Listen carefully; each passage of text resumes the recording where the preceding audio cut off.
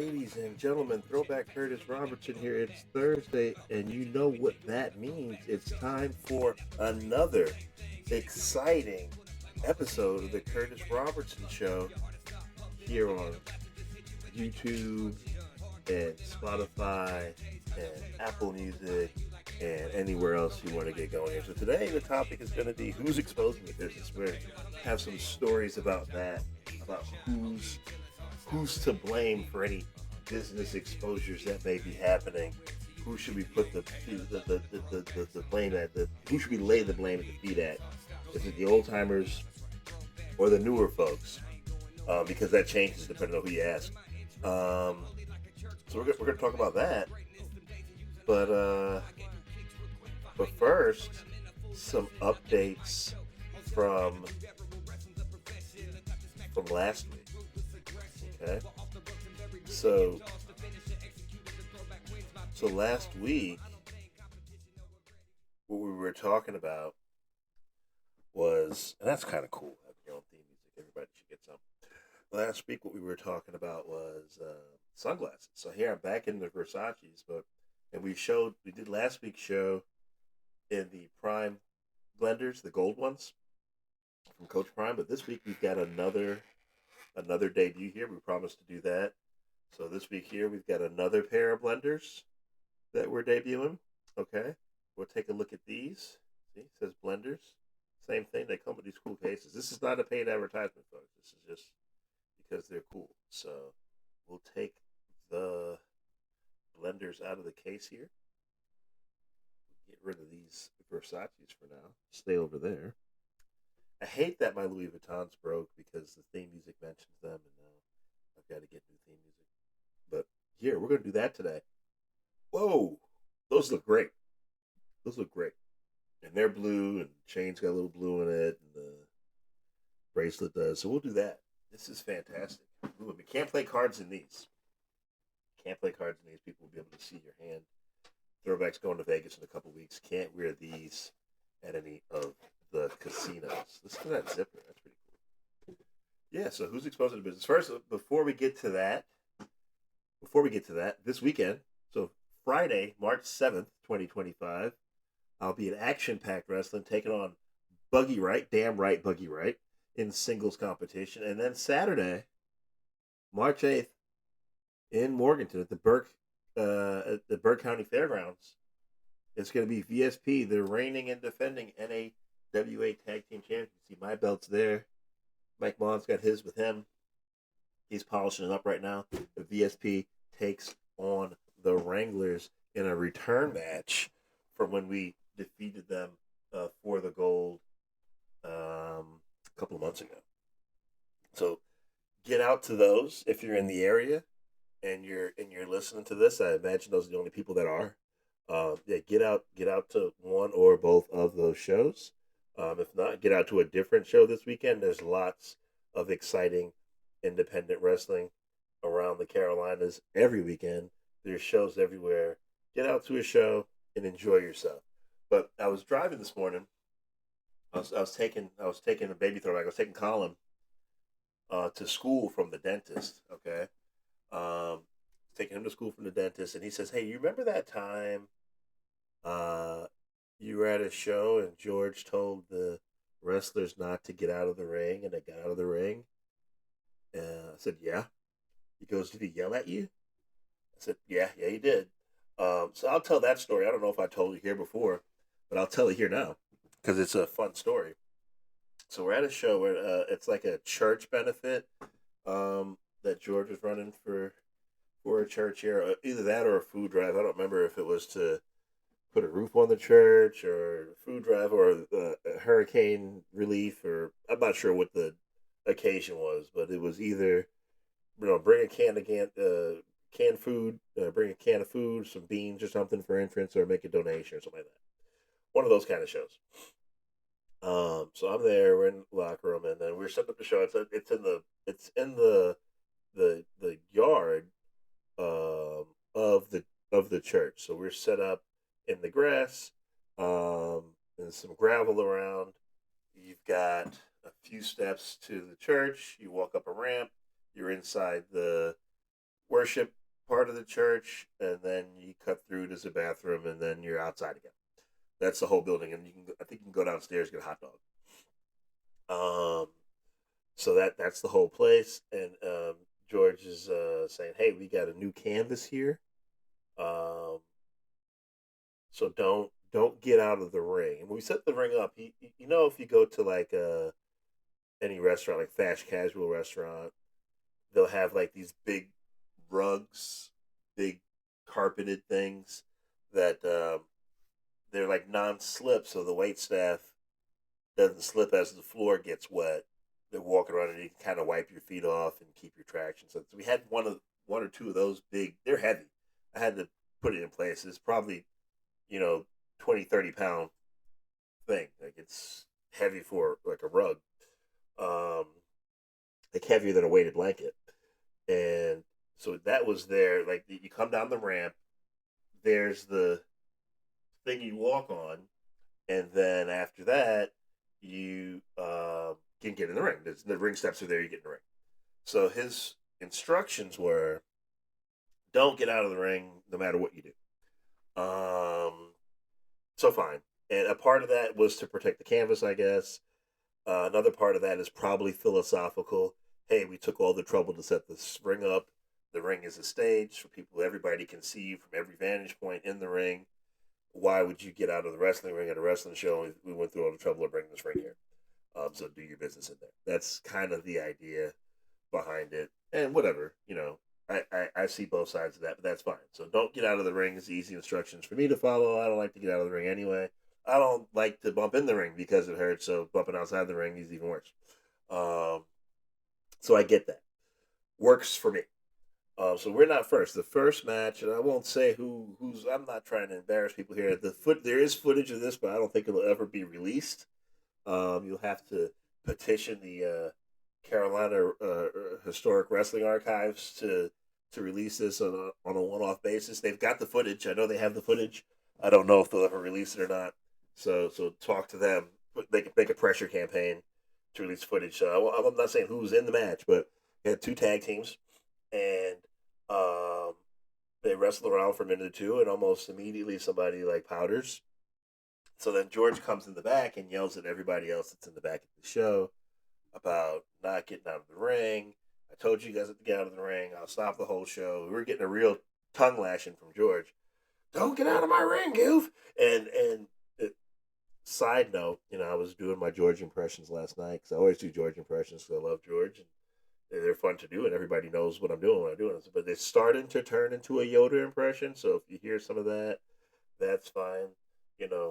Abdominal stretch used to finish me. Okay, I get it. That's fine. Whatever. So anyway, so he gives us a tongue lashing here, and the other thing, there were two rules for this show. The first rule was don't get out of the ring. The second rule was wrestle until George tells you to stop. The match doesn't end until he gives the signal. So the guys are fighting. They get out of the ring. He comes back. He gives the guys in the back a tongue lashing about it. Whatever. So we're taking this ear beating, and that's okay. I didn't get out of the ring. I don't know why I have to listen to this, but whatever. I listen to it. I don't mind.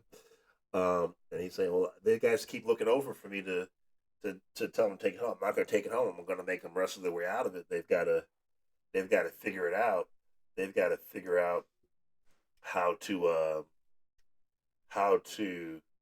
wrestle because they're getting out of the ring because they're tired and they can't wrestle. It's like put a hold on. You can sit in an arm bar for 20 minutes. I wouldn't care. Just don't get out of my ring. So that happens. So after 2 or 3 minutes later, after he gives the whole locker room the ear beating, one of the guys just gives like just the lightest bip ever to the illegal wrestler from the other team. He immediately falls off the apron. So George gets on the microphone and says, "This match is over due to like 4 goofs that don't know what they're doing. Get out of my ring! This match is over." So he just called the match. He canceled the match mid-match in front of the crowd that had assembled to support this church or benefit or whatever. So the guys came to the back, and the next match came out. And I think that was me and and Dave Sellers, although Dave Sellers, we were having a tag match that might have been against the Moonshine Express. Um, Strange bedfellows. I know if you're watching the wrestling in the area, if you're an AWA fan, what's going on? Why are these teams composed? But we're trying to have a show for the benefit of the community. So as we're walking out to the ring, Dave's funny. He goes, "Hey, how are we gonna get back? How are we gonna get back to the back? We can't leave the ring. I think we're just stuck for the rest of the show." He was joking around there, and I thought that was a pretty funny joke, so I laughed at it. Um, the other thing that was weird was so you had the big mat there to wipe your feet on before you got in the ring when you came down the thing. So if you got out of the ring, there was nothing to stop you from walking back around to the ring steps, wiping your feet off again on the mat, going up the ring steps, and getting back in the ring. So it was a weird prohibition because the workaround was so easy and obvious. But whatever, um, you don't have to. It's an easy rule to follow either way. So, so there we are. We're having our match, and remember the purpose of this was to prevent the canvas from being um, sullied because it's a new canvas. So we're having our match. The referee is John Harkey. He gets a nosebleed 2, 3, 4 minutes into the match, and he's telling us, "Hey, take it home, guys. Take it home." Blah, blah, blah, blah, blah. And doing his Harkey thing, and he like gets very animated and panics and curses, gets excited all the time. So he's telling us to take it home, and we're just like we're working holes. Like, absolutely not. We didn't get the signal yet. And he's trying to get George's attention, and he's trying to tell George that he's bleeding, and George thinks that he's telling him that the wrestlers are bleeding, and he's looking at the wrestlers, and they're all fine. So he's like, "Yeah, keep going. What are you bothering me for?" So we go 15. Um, and then the match ends, and he's just trying to collect all this blood so that he doesn't get a drop on the canvas. God bless him.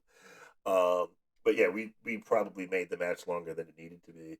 Um, like once it was time to go home, we probably stretched the last little bit out. Just a little bit of fun there. But so the point of the first story was that was kind of a business exposing thing. I mean, only a few people saw it, but whatever.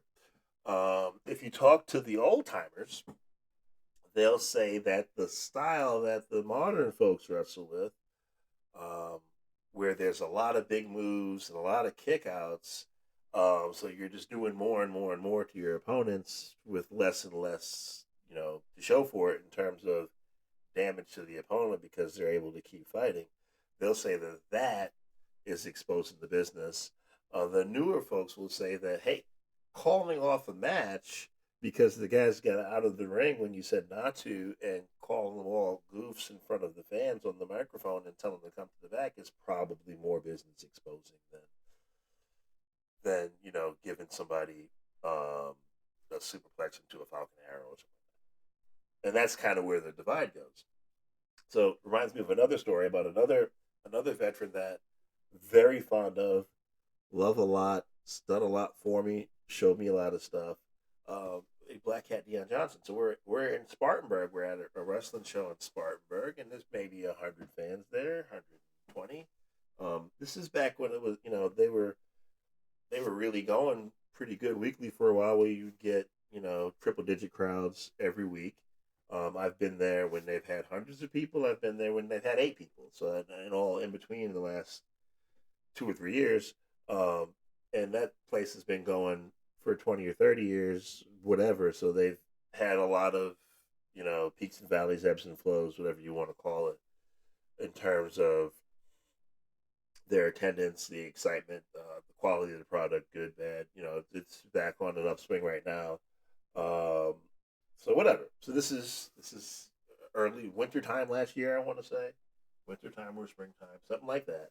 So um, the match is, and I can't remember all of it. It's Mayhem McQueen versus somebody. I can't remember who the somebody was on the other side of the match to save my life. But this is supposed to be um, quick match, 5 to 7 minute match.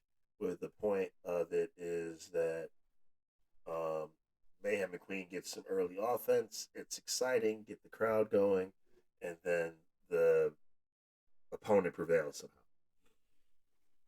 somehow. After a very short sequence with the villain on top, and then the villain prevails in the match. That was supposed to be the idea. So they go out there, and the bad guy starts beating up Mayhem McQueen almost immediately. So Dion gets on the microphone from the back, right? So he's on the public address system from the back. You can't see him, and he says, uh, "Mark," because Mayhem McQueen's first name is Marquine. This is your conscience. This is your conscience speaking. And I told you to do a shine. That's not a shine. And so he's using the terminology in front of the paid fans and telling this guy how bad his match is in real time in front of the fans and God and everybody else. And that keeps going. And hey, take it home. You guys don't know what you're doing. This is terrible. Blah blah blah. And then he takes a good bump. Oh, that's the best bump you took all night. Take it home now. So eventually they take it home, um, and the match was over there. But the question you want to ask yourself is is pretending to be the the the voice uh, that's outside of the body and able to use the microphone in the public discourse of the disembodied conscience of one of the wrestlers over the PA system, more or less business exposing than doing a bunch of Canadian destroyers or taking a dive in every match or whatever. Um, so there's there's a legitimate question there. Is like, is that the best way to protect the illusion of uh, the simulated combat struggle? Because there's this thing to be said about cooperative wrestling where some of the moves require obvious cooperation in order for it to happen, and that kind of is immersion breaking. It will take you out of the experience. So there's something to be said for that. But getting on the microphone and saying, "Hey, this is fake. You're doing it wrong," is definitely immersion breaking too, and not in a way that's meant to really entertain the fans. That's just a frustrated coach, or you're entertaining yourself. You know what I mean? Because yeah, it's definitely coming from a place of frustration. They want you to do it right. We've gone over it 100 times, and you're not doing it the way that it's ever been seen ever since George Hackenschmidt and Frank Gotch or whatever. All the way through to today. So why aren't you getting this? We practiced it a bunch, and I don't understand. And that's what happens sometimes when you talk about coaching, and not just in wrestling, but just in sports. Sometimes you'll see a coach on the sideline in college football. You see all the time. He's grabbing a hold of the face mask and he's yelling at the kid because the kid made a mistake. But at that point, is he really coaching or teaching, or is he just frustrated that that thing happened? You definitely don't want mental mistakes to happen when you're trying to execute and compete at a high level. But when it does, I don't know necessarily that in the heat of the moment of the game, grabbing your face mask and screaming in your face is going to teach you not to make the mental mistake the next time, or are you just getting it off your chest because you're frustrated? Um, Something to think about, right? So that's going to happen. You're going to have that kind of communication when there's an athletic endeavor going on there for sure, and there's a place for it. There's sometimes where the yelling is appropriate. Sometimes it's not. So I've seen coaches in sports and in wrestling that are in wrestling's a sport too, so same thing, but other sports where they have a calm demeanor, and nothing kind of ruffles their feathers. I've seen other coaches that are very in your face and loud about it, or coaches that'll bump you if you make a mistake, they'll make you do push-ups or they'll make you do whatever. So there's lots of different ways to skin that cat. Some are effective, some are not effective. It really doesn't matter at the end of the day. It's kind of up to the wrestler. If you want to get better at it, you'll keep practicing and you'll figure it out, or you won't. So at some point, some of it matters, some of it doesn't. But the thing going back to the original question, the topic of this episode, which one do you think is more business exposing, and which one do you think is more or less appropriate? Because I don't like a lot of cooperative moves. I don't think that it's a lot of fun to see that sort of thing. I try not to participate in it as much as possible. There's a lot of things that you can do to avoid that, like without you know ruining all of the magic here. Like you've seen guys pick each other up off the ground, and then it's kind of like he's just guiding him into place, and the other guys go along with it. Well, the way that I don't participate in that is if you ever see me picking somebody up off the ground, I'm really snatching them up because I'm going to do something to them, right? And these other guys might be cooperating, but I'm not cooperating as much for sure. I want to punch you in the face if I'm punching you. Otherwise, I won't throw a punch. But I'm going to slam you, and gravity's going to do its thing, and I'm going to get a hold on, and the hold is going to be there. And if you don't know how to get out of it, then you're going to submit because we're wrestling, right? And that's the way I protect the illusion of it. Is there's no illusion. I just kind of throw you out. So there's that. So that's the topic there. We kind of talked about a little bit of where I'll be this weekend. If you want to see me other places, please feel free to reach out to those promoters. Tell me. I'll reach out to them too. I'm trying to get out more and do more things with more people while I'm out there. I don't understand. I see a lot of these smaller promotions guys, where we're not drawing triple digits that are in the area. The throwbacks around. I've got all my teeth, right? My face is pretty much symmetrical. I can talk. We've been talking here for 22 minutes without any pause in the talking. I don't get it. All right. So book me. What are you doing? I don't understand. Anyway, thanks for listening. Please like, subscribe, share. This is on YouTube. It's on Spotify. It's on Apple Music. What else do you want? You can listen to it while you're driving. It's a miracle all over the world. People can hear me. Steve Swift is in Manchester right now. He can listen to this. So yeah, reminders. Friday night, action-packed wrestling, Chester, South Carolina. I think what is it? 7 o'clock. Get there at 7. Either the doors or the show starts at 7. If you're there at 7, you won't miss anything. Same thing, Morganton, Burke County Fairgrounds. Go to the fairgrounds. We're going to have a wrestling match. If you get there around 7, you probably won't miss anything there either, okay? That's close enough. You'll be there. You get to see VSP. We're going to win. It's going to be fun. We're going to beat people up. We've been practicing. We've been training together a lot. We got some new moves now. I got a bone to pick with you, Mike. You're my tag team partner. So we're training yesterday, and this is how it goes.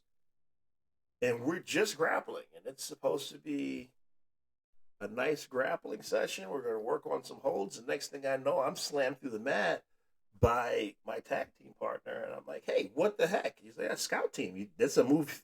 That's a move Tucker Rhodes does. You better be ready for it." And then I got slammed a few more times by trouble. So that's a thing there. You got to keep an eye on Mike. He'll slam anybody. He doesn't care. If you fans get too close, he'll slam you too. So again, thanks for listening. We'll see you this weekend. We'll see you Friday. We'll see you Saturday. Sunday, the throwback's taking the day off. The clocks go forward then. Don't forget your daylight saving time. All right. All right. We're gonna be spring ahead. Spring ahead. Check your carbon monoxide detectors and your smoke detector batteries. Now it's time for you to do that too. So there's a little PSA there, a little public safety for you. Again, thanks for listening. We'll see you next time. Peace